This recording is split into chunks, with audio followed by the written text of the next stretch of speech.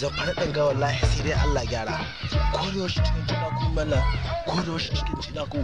Na ni Allah ka wanda za a shi wani abu ko kuɗi. Gashi tun da safe ban ci abinci ba, haba mala. Mutane gayu ɗaya suke yi sai ƙarya. Tun abu sai ƙarya.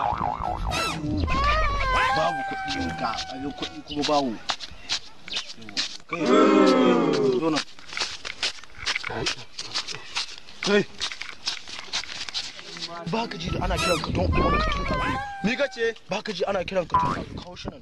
Ya kai duk uban. Ya kai ne. Kira duk uban da za. Allah shi sai min naje kira ba. To sai ka kira. Yana yana.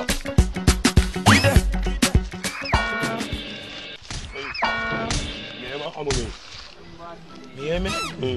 An buga komi za ka yi. Ina. In.